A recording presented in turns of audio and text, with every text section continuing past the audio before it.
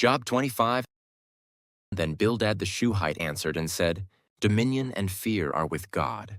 He makes peace in his high heaven. Is there any number to his armies? Upon whom does his light not arise? How then can man be in the right before God?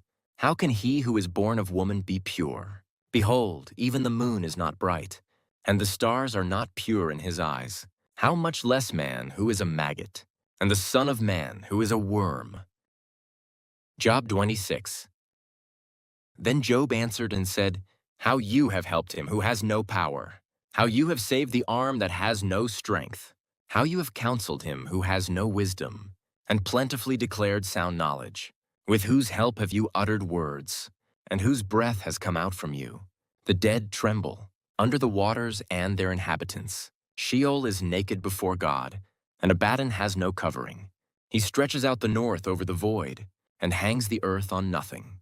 He binds up the waters in his thick clouds, and the cloud is not split open under them. He covers the face of the full moon, and spreads over it his cloud.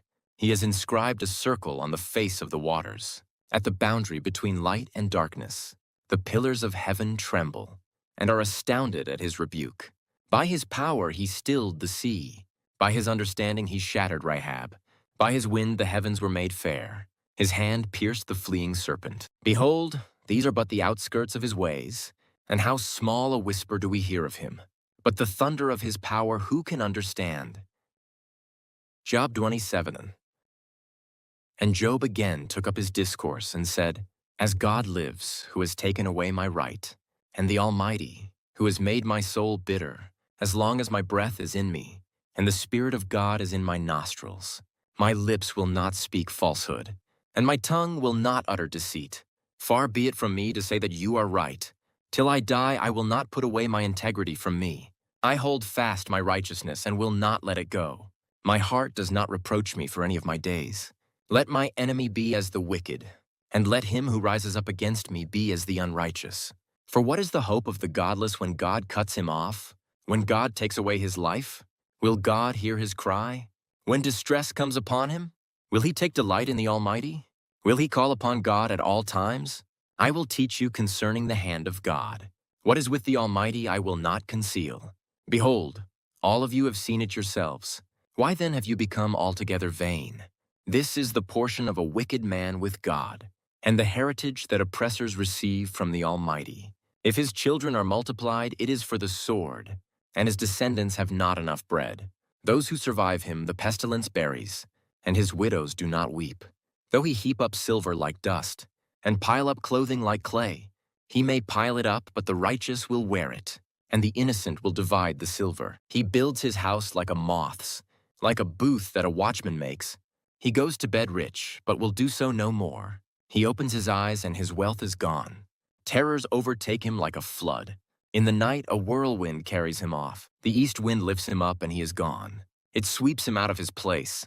It hurls at him without pity. He flees from its power in headlong flight. It claps its hands at him, and hisses at him from its place. Job 28. Surely there is a mine for silver, and a place for gold that they refine. Iron is taken out of the earth, and copper is smelted from the ore.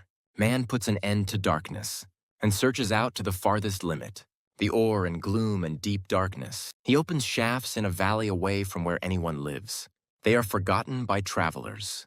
They hang in the air, far away from mankind, they swing to and fro. As for the earth, out of it comes bread, but underneath it is turned up as by fire. Its stones are the place of sapphires, and it has dust of gold. That path no bird of prey knows, and the falcon's eye has not seen it. The proud beasts have not trodden it. The lion has not passed over it. Man puts his hand to the flinty rock, and overturns mountains by the roots. He cuts out channels in the rocks, and his eye sees every precious thing.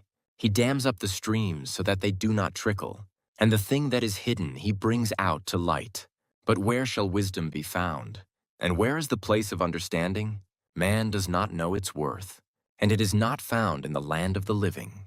The deep says, It is not in me, and the sea says, It is not with me. It cannot be bought for gold, and silver cannot be weighed as its price. It cannot be valued in the gold of Ophir, in precious onyx or sapphire. Gold and glass cannot equal it, nor can it be exchanged for jewels of fine gold. No mention shall be made of coral or of crystal. The price of wisdom is above pearls. The topaz of Ethiopia cannot equal it, nor can it be valued in pure gold. From where then does wisdom come? And where is the place of understanding? It is hidden from the eyes of all living, and concealed from the birds of the air. Abaddon and Death say, "We have heard a rumor of it with our ears." God understands the way to it, and he knows its place. For he looks to the ends of the earth, and sees everything under the heavens. When he gave to the wind its weight, and apportioned the waters by measure, when he made a decree for the rain, and a way for the lightning of the thunder, then he saw it and declared it. He established it, and searched it out. And he said to man, "Behold, the fear of the Lord, that is wisdom, and to turn away from evil is understanding."